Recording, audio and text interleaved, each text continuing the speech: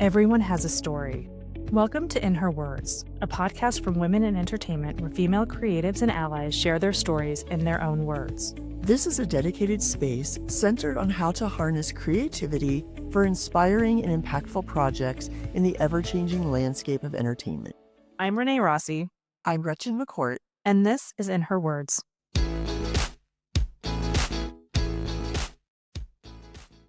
Today we're shining our spotlight on Jo Piazza and her new book, Everyone is Lying to You. We discuss this fantastic, twisty-turny summer read, as well as Jo's journalism start and her podcast, Under the Influence. If you have ever questioned social media and the influencer culture, Jo is someone you want to meet. We think you're going to love this episode. Jo, you have officially taken the spot of our first fun summer read. Great. I love that. Yay. I know. We were so excited to get the book early and be able to read it. So it was definitely my patio, sit outside, really nice, really fun, twisty turny read. I loved it. This is what I want. This is what I want for everyone.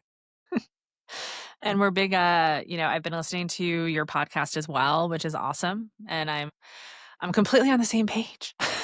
Yeah, tell us the themes that you explore around social media, the impact on moms and women and girls. And it's, so important in terms of, and how you weave the thread between your podcast, the book.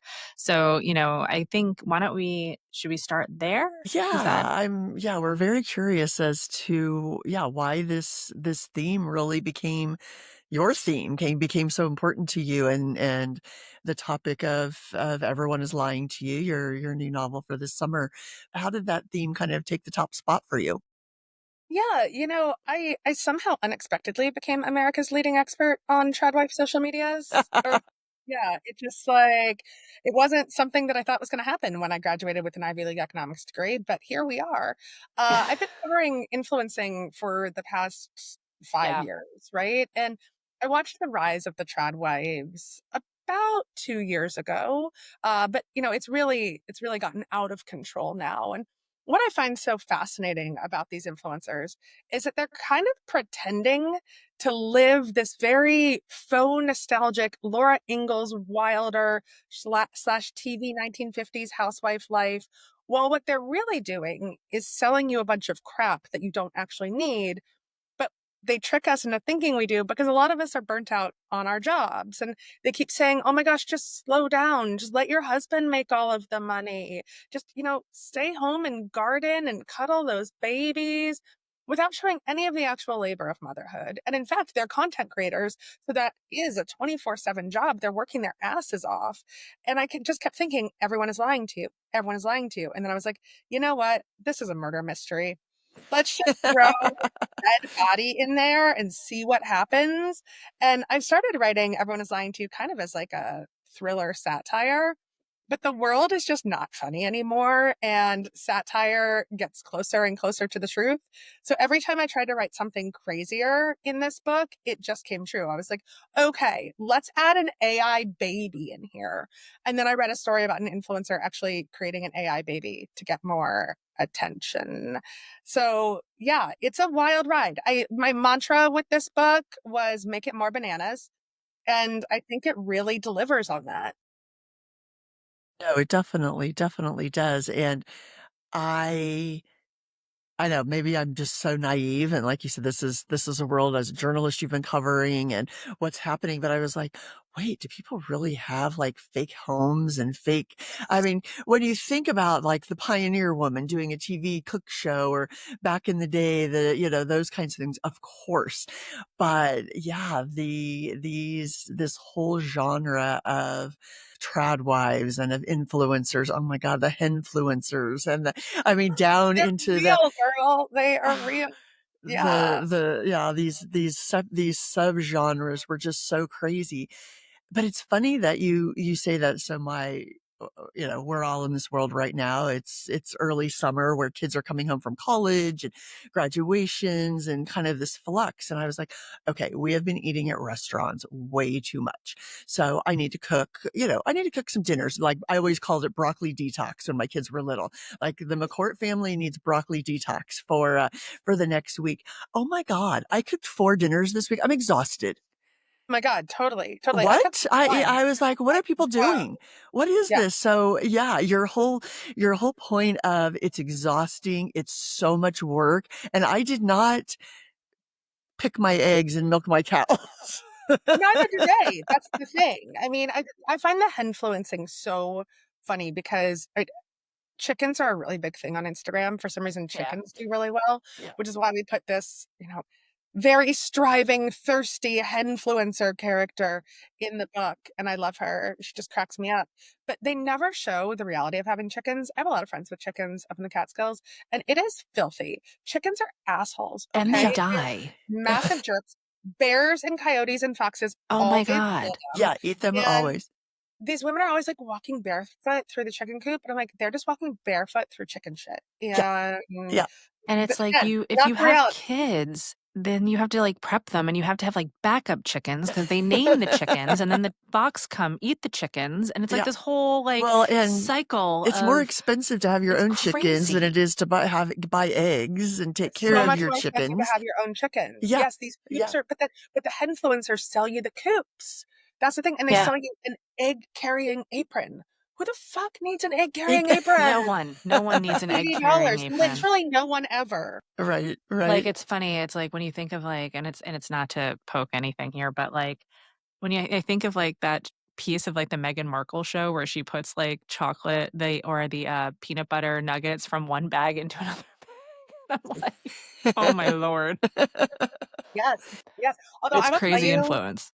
that Meghan Markle show, I really do kind of love her, and, she inspired me. I now wanna have rooftop bees, okay? You She just really want your got own me. honey. She really got me But there, and so but I've been researching rooftop bees, like, even someone like me that researches influencers on a daily basis can easily be influenced. Mhm, oh, I mhm. want bees, but I'm like, the actual concept of like, I'm like, "There's no time for bees." There's no time for bees I in my wanna Bees life. are support the yeah, honeybee, I love the honeybee, but I have no time for the yeah. honeybee. There's no time for bees, there's no time for eggs, and there's no time for cooking 4 dinners in 1 week. They're just those are things we have to cross off our list. Joe, how do Uh-huh. you decide on, like, your location sets? I know you were very like, is it intentionally vague in this Try book of where it is and what who I don't whether we call it the government, the religion, I mean, it really did let me kind of make my own decisions on who those influences on these women were. Yeah, I mean, I wanted the reader to kind of choose your own adventure here, right? Because influencers have millions of followers, but they're all so hyper specific and niche. Like not Yeah. like Nietzsche as in the philosopher, but like niche. Uh because everyone follows their own influencer. So there's whole subgenres, and I wanted people to be able to project their influencer onto these influencers. And also, I'm constantly getting asked, like, who is this based on? Who is this based on? I'm like, it's not based on any one person. It's fiction. I make stuff up. That said, I've done hundreds of influencer interviews over the Yeah. years, and I've attended many mom influencing conferences. And I will tell you, I made up a fake mom influencing conference in the book called Mom Bomb. And most of the language, like the dialogue you hear in there, which is just hilarious and seems fake, I actually overheard at these mom But influencing conferences. 100%. 100%. So, but I'm very careful not to give a specific location because I don't want anyone to be like, it's Utah, it's this person, it's mhm. Idaho, it's this person. And careful not to say Mormon. I mean, there's clearly a religion involved, but you can guess what it is. Joe, in terms of your podcast, it's like, well, I just want to back up a little bit. You were a journalist for a long time, and then, obviously you've taken your career to the next level. And between, Under the Influence podcast to the books, you know, how did you make that transition? What did that look like for you from your career path? Yeah, slowly and then also kind of all at once. I was a traditional journalist, like you said, for a very long time since graduating from college. I've worked at places as varied as the New York Times, a gossip column at the New York Daily News, Current TV, that sweet, sweet progressive political experiment by Al Gore, and I launched a digital travel magazine with Yahoo. And I've just watched as traditional media has evolved and warped and changed. And I think that if you're a storyteller and a person that's passionate about sharing stories, particularly women's stories, the way that I am, you also had to constantly evolve and try out the next new platform and see what sticks. And I did that with podcasting about 8 years ago. And it stuck. I love it. My audience seems to really appreciate storytelling in that kind of form. I've done 10 podcasts now. Under the Influence is really the flagship one, but we've also done some incredible deep dives into various other topics involving badass women. I had one called Fierce with the Tribeca Film Festival, which was untold histories of women that the history books don't talk nearly enough Mhm. about. I had one called She Wants More, which was exploring women's extramarital affairs and women's desires. And I've just been really lucky to get to utilize this platform that I think is so intimate for a lot of people and a really great way to share stories. And at the same time, I transitioned into writing books, both fiction and nonfiction, because it felt like I could reach the audience in a better and more connected way than a lot of traditional journalism now that everything is just so fractured. When I watch traditional journalism blow up and a lot of it be destroyed by social media and the way that we consume information on our phones. And this way I can really control the narrative a lot better. I created my own media company called Influential Media, and I now own all of my properties. And that Wow. feels really great.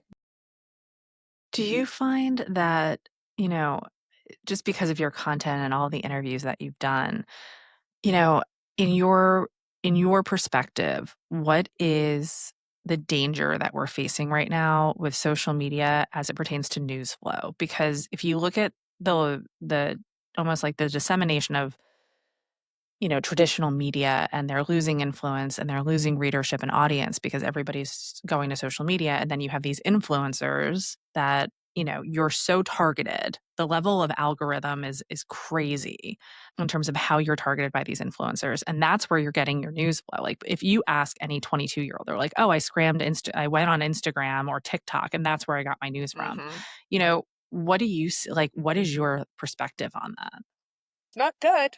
It's not.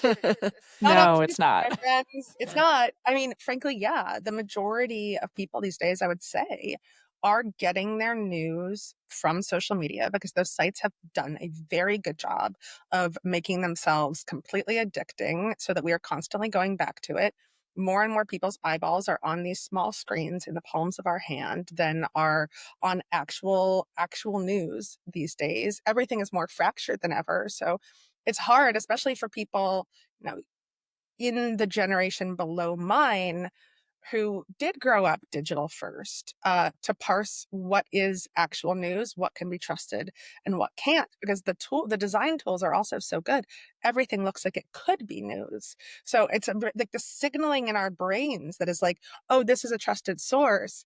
That is just being broken constantly these days. So I don't know the answer. One of the answers I think has to be media literacy in schools starting in kindergarten, right? Like Yeah. my kids are 7, 5, and 2, and they don't see us read paper newspapers or watch the nightly news the way that we watched news consumption being modeled when we were children. So if I'm on my phone reading the New York Times, I have to constantly be like, I'm reading the newspaper. Here's the newspaper. We try to play news radio in the house in the mornings so they hear the cadence of actual news, and we talk about it a lot in our house. I think we're rare. Okay. And Yeah. so I think that this has to be taught in public schools from a very, very early age because the amount of mis and disinformation on social media, particularly as AI gets better and better, and it is getting very, very good, is going to reach a tipping point and it's going to be incredibly dangerous. Yeah. It's like I found even, and I think the biggest notice that I had with social media and and its influence on me was actually right after or towards my third trimester of having my son.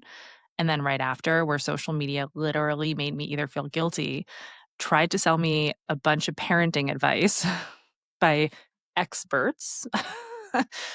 But, like, the algorithm was actually, like, I saw some of my friends and family who have, like, fallen into the social media trap, and, like, I started seeing where things were being pulled from because I'm associated with them, and then things would hit my algorithm, and I'd be like, Mhm. "Holy crap."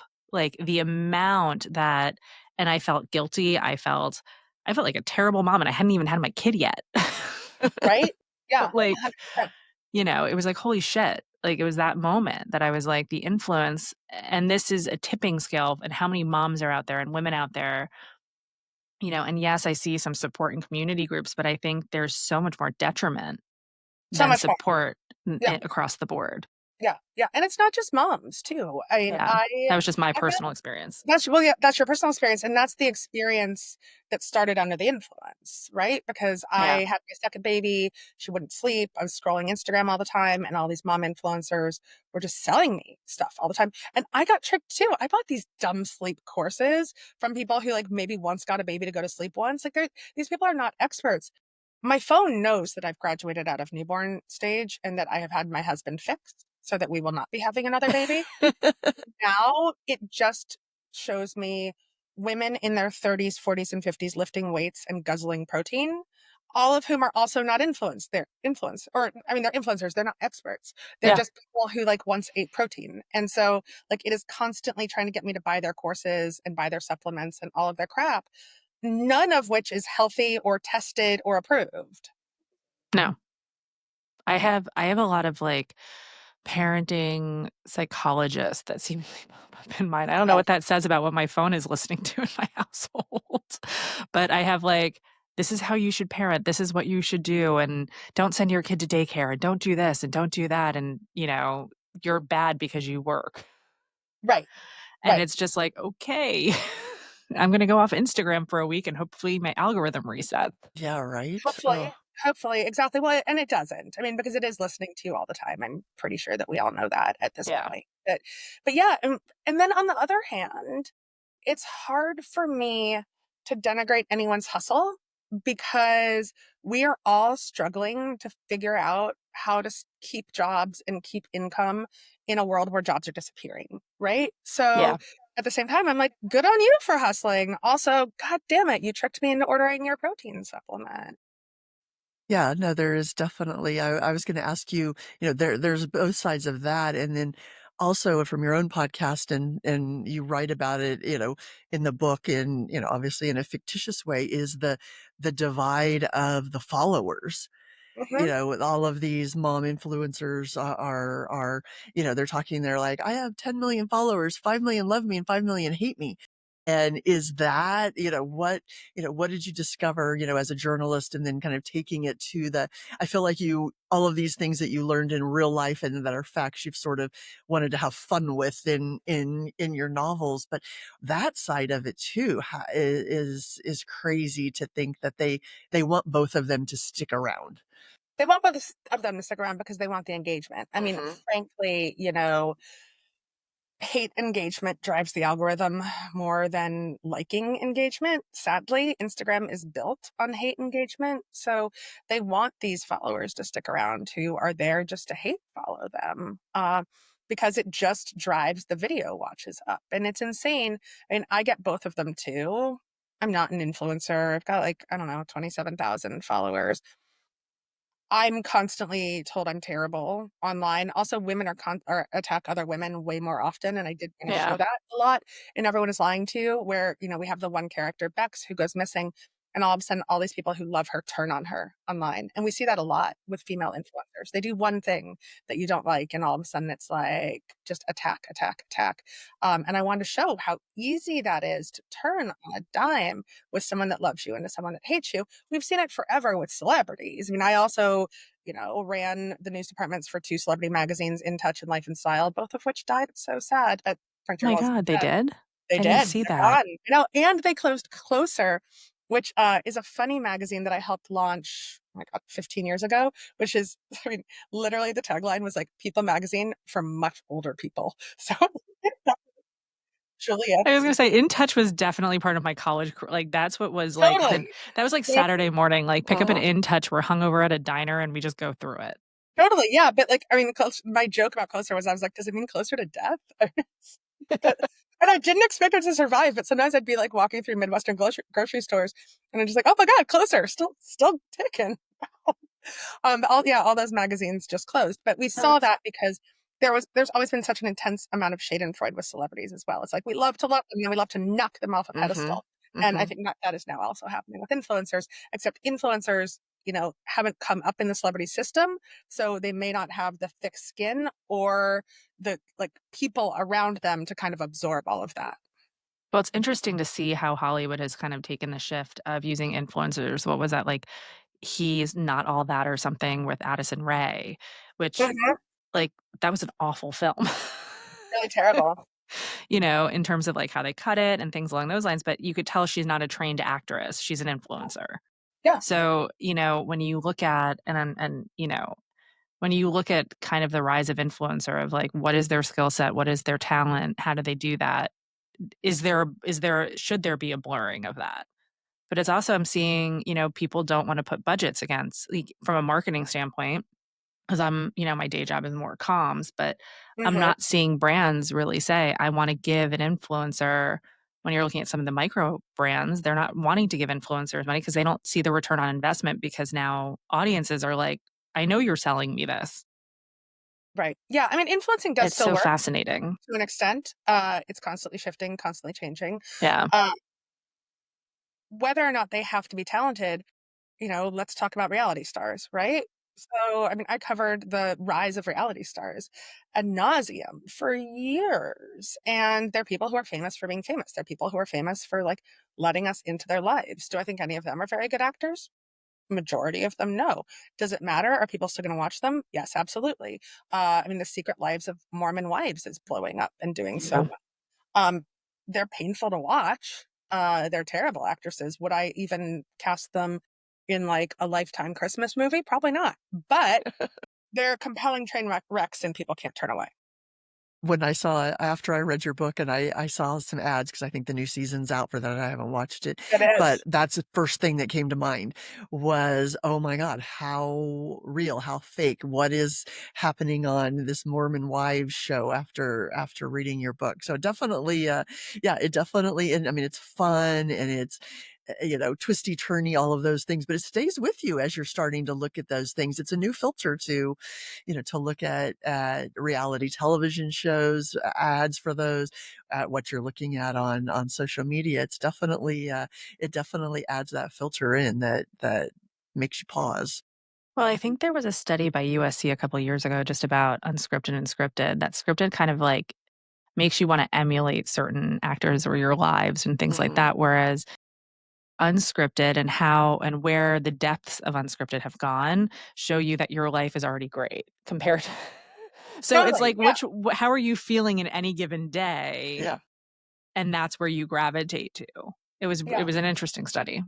Yeah. It's true. It's true. But, I do think that these folks are also aspirational for a large swath of the country. And, that's why this works. In social media, I think I laugh so much when people, especially old professors in, like, comms programs, are like, let's talk about new media. And I'm like, social media is fucking media these days, guys. Like, that's Yeah, just it. it's Like, not new more me it's not quote unquote Yeah. new eyeballs are media. on these screens than they are on television now. So we just have to get used to talking about it that way and also parsing it and covering it and taking it very seriously because for as dumb as most of this content is, and trust me, a lot of it is really Yeah. dumb, um, it's very influential. I also find it interesting, that I've had so many conversations and people, and I'll say, "Oh, I saw this on YouTube or something," and people discredit YouTube to me, like, who are like, "YouTube is just misinformation and it's this and that," and I'm like, "YouTube is the biggest growing audience." Like, YouTube has the the biggest growing studios are audience. Yeah. competing with YouTube. If you're not kind of understanding the cultural zeitgeist of where eyeballs are going, and it's just it's scary in terms of but Instagram, that is real news, and it's like, how do you weigh those platforms out and what is the influence and what's in, and how are you really absorbing that information and where are you letting yourself be influenced? Yeah. Yeah, exactly, exactly. I mean, it's crazy, it's maddening, and we just have to keep talking about it because at the end of the day, again, Yeah. like, it's not just a clever title everyone is lying to you, everyone is actually lying to you. Although I will say, I say the title to people who are also, like, not big readers, and they're like, "I think that all the time. I think everyone is lying to me. It's just, like, in my head." And I was like, "Yeah, that's a great title." This is true. It's true. Everyone's lying to you. Joe, what's next? Do you see yourself screenwriting? Do you see, adaptations? Do you want Docs. these characters, yeah, to come off the page and Oh, yeah. I mean, I want them to come off the page mostly because I think they'd be great. These would be great TV series, and also I want money. So, yeah, that'd be awesome. You're not lying Let's not about that. let's not pretend. That is not a thing I lie about. So Society Inheritance, my last one, has been optioned by MGM and it's in development, and that's great. We have an amazing writer for Everyone Is Lying to You, and we're pitching that probably in the next few weeks as a TV awesome. series. Amazing. So yeah, we want to get that made as quickly as possible. I think that it is really of the moment, and it's the kind of thing that I would love to see out next spring. So we're trying to fast track that as much as possible. Uh, I have done every kind of iteration of trying to bring my books to screen. Like most of them have been optioned before. Hollywood really likes it if you have a seasoned writer on Mm, board. mhm. And so I'm very happy to, outsource that to people that know exactly what they're doing. I'll be an executive producer. I will be a writer on the project. But I also want it to get made. And Yeah. so whatever it will take to get it made, cool, do it. Do you have talent in mind for this? Because there are so many people well, first of all, those Mormon Wives reality show, they might not be able to act, but they are visually like what you see in this book. They should really all be on this Yeah. show. Yeah, I mean, I would love that. You know, despite all of the bullshit around her, I think Blake Lively'd be really great for Bex, to be honest. I love everything that Lizzie Kaplan does. Mm, I think she'd be awesome. At the end of the day, though, I will take whoever gets this made. I've worked with high-level A-list actresses before that just bail on projects. So, whoever gets this made quickly, that is who I'm in for. Love yeah. it. Yeah. No, there's so many great visuals in here. There'd be a lot of fun, My God, it's a so lot of fun, fun and, casting. Yeah. we really think that it could continue because the mom influencing world is so ripe, right? So Yeah. it could continue with, like, a different influencing conference in, like, different beautiful locations, kind of like, White Lotus every year. Yes, definitely. Yeah. It could be ongoing. I know you're podcasting, you're writing, you're doing these things, you're a mom of 3. In your spare time, what do you like to watch and read? And do you go out of your norm to, when you're ready to escape or have time off? Yeah, it's funny because reading is it's really work for me in a lot of ways because, I'm constantly like thinking about what can I do in my books. So I stopped reading before bed, but I couldn't figure out why I couldn't sleep. And then I was like, because you're working before you go to sleep. Your brain is then working. So I stopped reading and I listened to really esoteric British history podcasts about the fall of empires. And that I puts me to love that. sleep.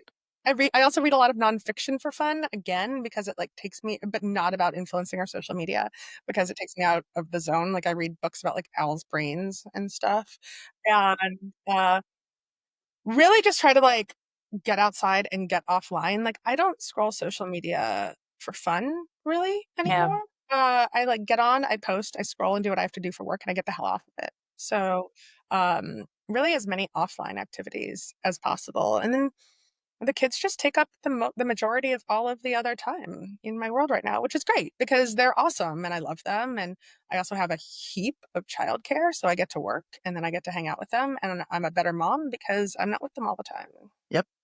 Working moms, absolutely. It's funny you mentioned about getting offline. And when you guys were talking, I can't remember who said it in the last few months, but I heard someone say, like, what are we missing in the world because young people, smart people are scrolling and they're laying there and they're not in a lab or on a basketball court or in a, doing, reading, doing these other things that, young people used to do, to how you found if you had talent or you honed a talent or a skill. And it was a really interesting perspective of, what are we as society going to miss out on because young people aren't doing those types of things. And to your point, getting out in the physical world and doing things. Yeah, exactly. Exactly. We'll see. I don't know. I mean, like I said, I'm not the most optimistic person about the future. People are like, oh my God, what's going to make it better? And I'm like, nothing. We should just put down our phones as often as possible. But at the same time, if you want to read my book on your phone, you're more than welcome to. But read it. It's Fantastic. a twisty, turny, fun, relatable story. And like I said, it was definitely our first great summer read. So thanks for sharing it with us early. That's always such a treat for us. We really appreciate it. Yeah, thank you so much. This was so fun. It's so nice to meet you. Nice to So meet nice you, to meet Jo. you too. Amazing. Have a great weekend. Thanks. You too. Bye, guys. Bye. Thank you for listening to In Her Words. We hope you'll join us at womenandentertainment.com and go to our Substack for extended interviews and behind the scenes access.